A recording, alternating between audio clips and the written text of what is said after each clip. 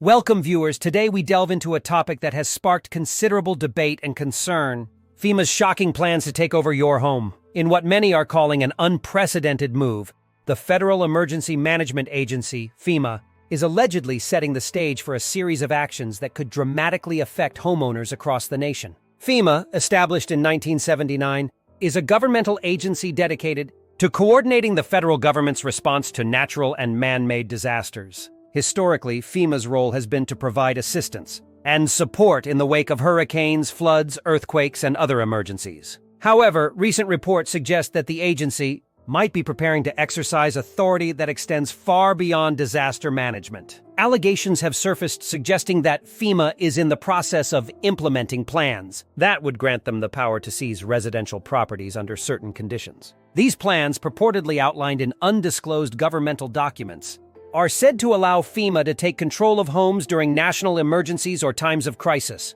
Critics argue that this overreach could infringe upon citizens' rights, raising serious questions about property ownership and personal freedom. The fear surrounding these plans is compounded by a lack of official communication and transparency from FEMA, leaving homeowners in a state of uncertainty. As we investigate these claims, our goal is to shed light on the validity of these concerns and understand what this could mean for your future as a homeowner. In the following sections, we will explore the evidence, dissect government protocols, and hear from experts on both sides of the argument. Stay tuned to uncover the reality behind FEMA's alleged plans to take over your home. 1. Understanding FEMA's role. To fully grasp the implications of FEMA's plans, it's essential first to understand the agency's primary role in disaster response and emergency management. The Federal Emergency Management Agency, FEMA, was established with the primary objective of coordinating the federal government's response to natural and man-made disasters. When a disaster occurs that overwhelms the resources of state and local governments,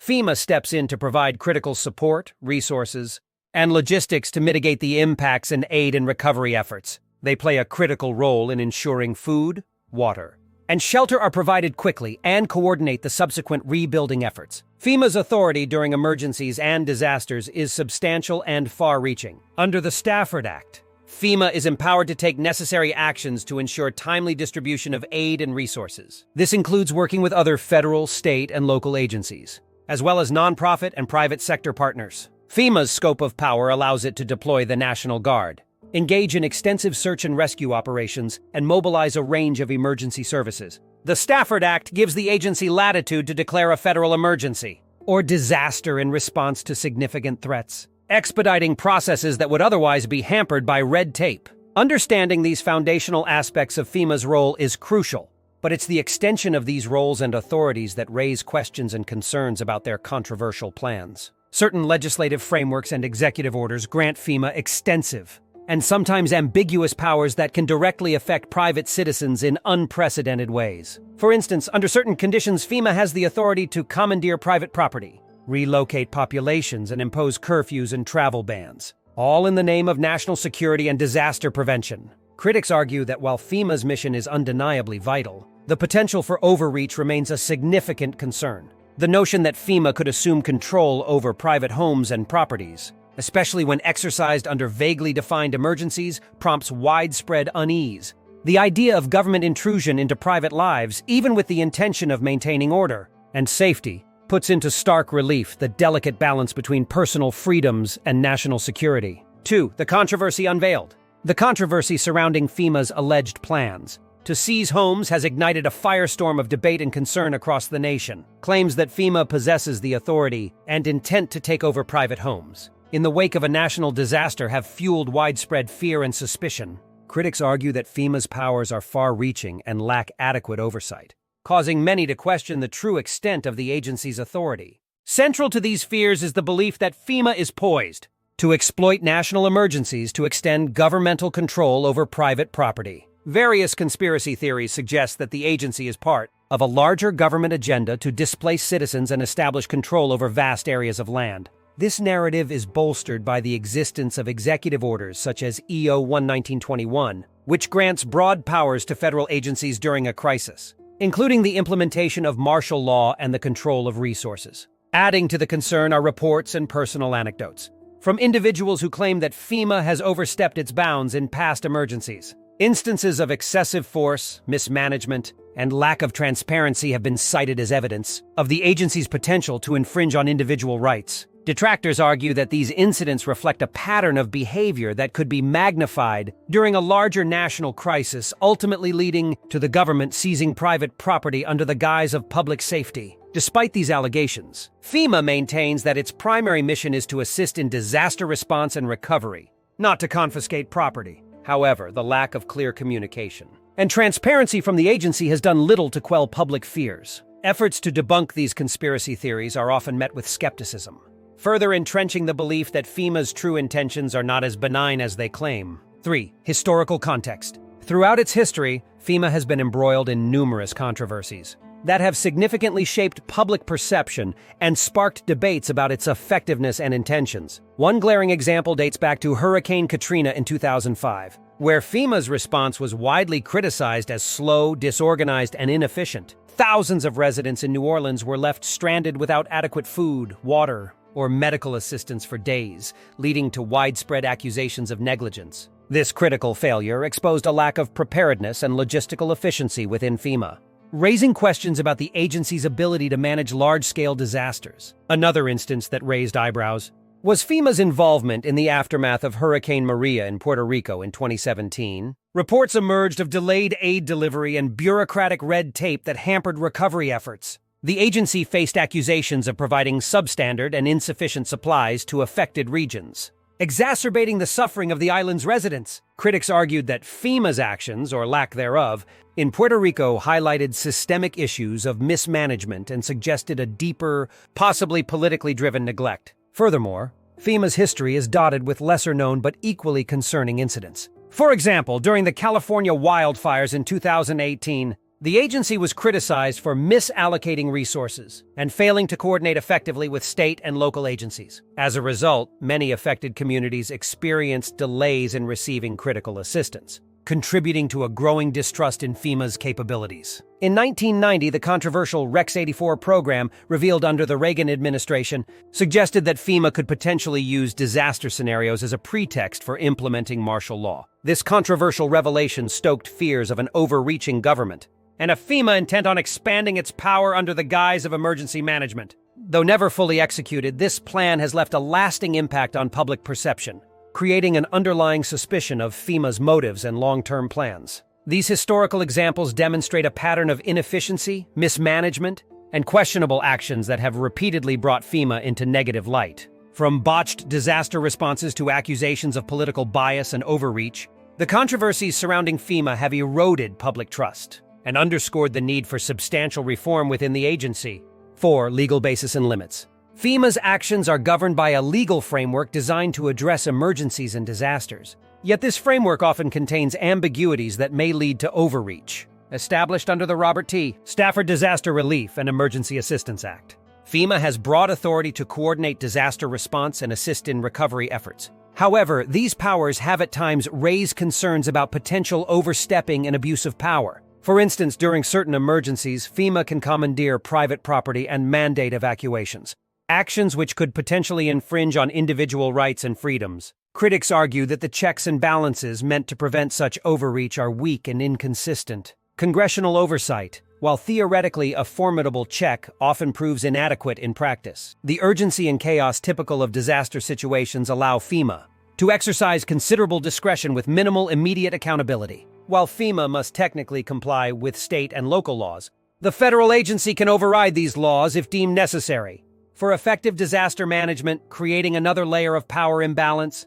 Moreover, FEMA's broad mandate often places it in a position to interpret its own scope of authority, which sometimes leads to controversial decisions. During past emergencies, the agency has faced accusations of inefficiency, mismanagement, and even misconduct. For example, in the aftermath of Hurricane Katrina, FEMA's response was widely criticized for delays and lack of coordination, leading many to question the agency's capability and intentions. Judicial oversight is another intended check on FEMA's power, but it is often reactive rather than proactive. Courts can only review FEMA's actions after they have occurred, providing little deterrent against potential overreach during the emergency itself. This delayed form of accountability means that by the time wrongful actions are addressed, Much of the damage, both in terms of property and individual liberties, may have already been done. 5. Current policies and procedures. FEMA's current policies regarding property and land acquisition have raised numerous red flags for concerned property owners. Under the guise of emergency management and disaster relief, FEMA has established protocols that allow for the expedited acquisition of private property. This often includes aggressive measures such as eminent domain,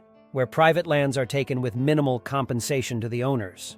These policies are justified as necessary for public safety or disaster mitigation, but they have increasingly come under scrutiny for being overly intrusive and lacking transparency. Furthermore, FEMA operates in tight collaboration with local and state authorities, ostensibly to streamline operations and ensure quick response times. However, this close cooperation often results in the sidelining of local interests in favor of FEMA's broader objectives. Local governments, desperate for federal aid and support in the wake of natural disasters, are often coerced into complying with FEMA's stringent requirements. This has led to situations where communities feel their local governance has been undermined, with decisions being dictated from a distant federal body rather than their elected local representatives. Critics argue that FEMA's approach is not only heavy-handed, but also inefficient. Numerous instances have been documented where properties were acquired and left unused for extended periods, or where the promised redevelopment projects never materialized. This mismanagement not only wastes taxpayer dollars, but also disrupts the lives of citizens who are displaced from their homes without a clear path forward. Additionally, the lack of clear communication and transparency in FEMA's procedures exacerbates public distrust. Property owners often face bureaucratic red tape, with little to no detailed information provided about the acquisition process or how compensation is calculated. This has led to numerous legal battles, where individuals and communities feel compelled to fight against what they perceive as an unjust seizure of their property. 6. Community preparedness and awareness. In the face of looming threats, community preparedness cannot be overstated. Ensuring that individuals and their families are prepared for emergency situations ought to be a paramount concern for everyone. One of the greatest threats to community preparedness may come from the very institutions that claim to protect us. The Federal Emergency Management Agency, FEMA, purportedly exists to aid in disaster management, yet there are growing concerns about its intentions and the tools it has at its disposal. FEMA's emergency plans, although presented as precautionary measures, have raised significant alarm among those who value their property rights and personal autonomy. A deeper look into FEMA's protocols reveals a disturbing level of authority granted to the agency, enabling it to potentially commandeer private homes and lands under certain conditions. This power, hidden under the guise of emergency preparedness, has sparked fears of government overreach and loss of personal freedoms. For instance, executive orders tied to FEMA allow for the seizure of property during times of national emergency. These orders may look like necessary and logical steps on paper, but in practice, they constitute a direct threat to your home ownership. As such, it is crucial for community members to remain vigilant and informed about the extent of FEMA's authority. Understanding your rights and the potential implications of FEMA's plans can help you take proactive steps to safeguard your property and ensure your community does the same.